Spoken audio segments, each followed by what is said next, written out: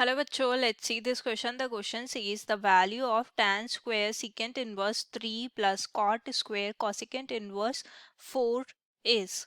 तो सबसे पहले देखते हैं इस क्वेश्चन में हम क्या की कॉन्सेप्ट यूज करने वाले हैं एंड उसके बेसिस पे इस क्वेश्चन को कैसे सॉल्व करेंगे.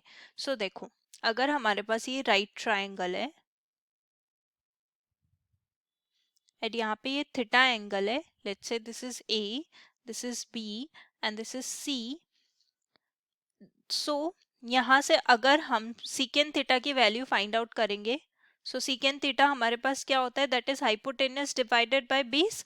सो यहाँ पे लिख देंगे B C divided by A B and then tan theta की वैल्यू जो है हमारे पास वो क्या होती है, perpendicular divided by base, so A C divided by A B.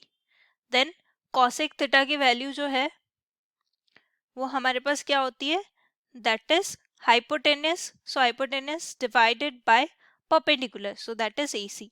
and similarly यहाँ पे cot theta की वैल्यू जो है हमारे पास क्या हो जाएगी, nothing but the reverse part of tan theta, that is AB by AC. अब जो हमारे पास क्वेश्चन है देखो उसको सिंप्लीफिकेशन फॉर्म में कैसे लिख सकते हैं, tan of secant inverse 3 square, ऐसे हम इसको लिख सकते हैं.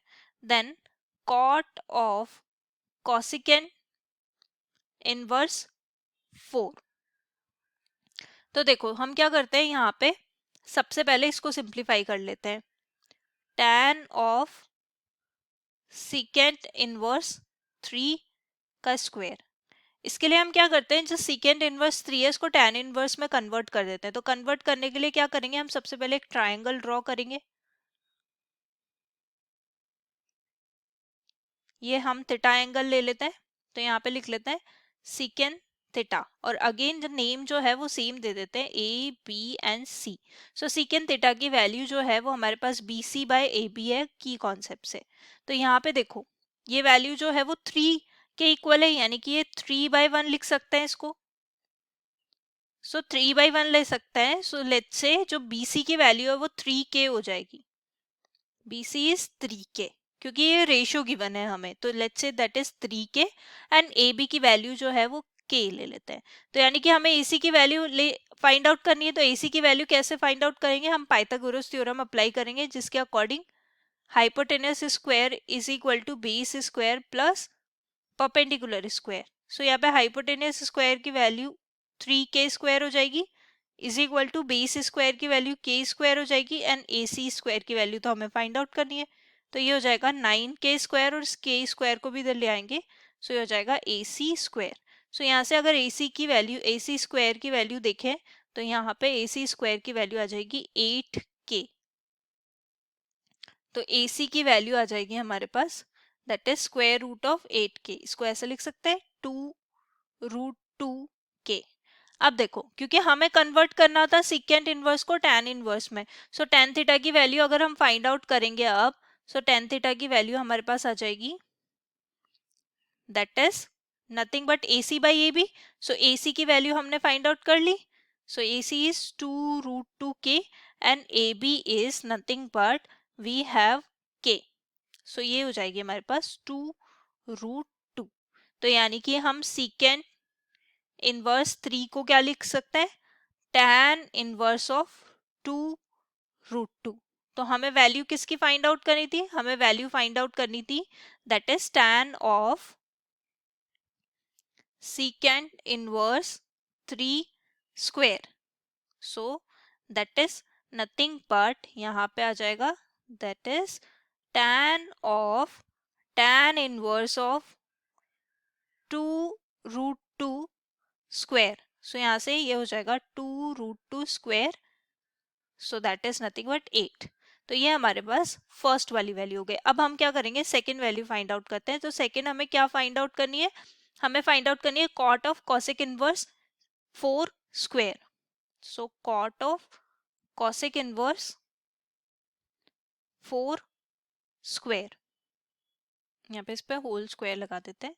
अब देखो इसमें भी अगेन कॉसेक इनवर्स को चेंज करना है कॉट में. सो एक डायग्राम ड्रॉ कर लेंगे. दिस टाइम यहाँ पे अल्फा ले लेते हैं और ट्राइंगल का नेम सेम ही दे देते हैं. सो ए बी सी. सो देखो कॉसेक अल्फा, ये वैल्यू हमारे पास 4/1. यहाँ से देखो 4/1 यानी कि कॉसेक की वैल्यू क्या होती है हमारे पास B C by A C. So B C by A C. So यानी कि बी सी को हम क्या ले लेते हैं 4k एंड ए सी को हम ले लेते हैं k. सो यहाँ पे लिख लेते हैं B C is 4k and A C is k.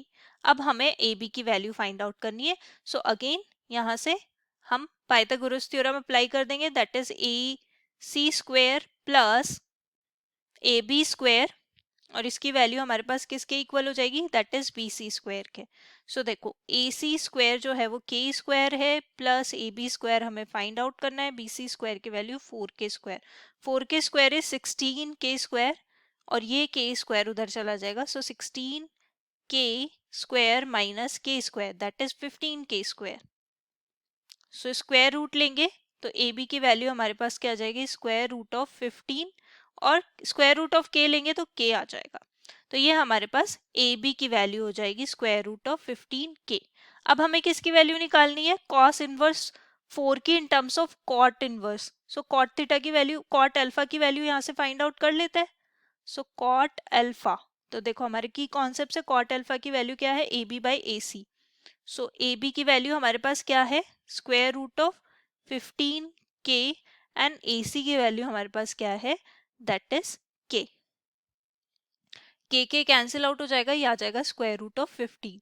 तो देखो यहाँ पे अगर ये वाली वैल्यू देखेंगे तो कॉसेक इनवर्स 4 कॉसेक इनवर्स 4 की वैल्यू हमारे पास क्या हो जाएगी कॉट इनवर्स ऑफ 15. ये दोनों अल्फा लिया है हमने तो ये कॉसेक इनवर्स 4 की वैल्यू कॉट इनवर्स 15 के इक्वल हो जाएगी. तो अब हमें जो फाइंड आउट करना है वो लिख लेते हैं हम.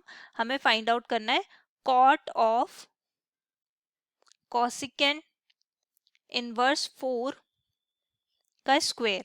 सो ये हो जाएगा कॉट ऑफ, यहाँ पे लिख लेते हैं then cot of cot inverse square root of 15 square. So ये हो जाएगा square root of 15 square. So that is nothing but 15. अब जो हमें वैल्यू फाइंड आउट करनी है वो हम लिख लेते हैं finally. So that is tan of secant inverse 3 whole square plus cot of cosecant inverse 4.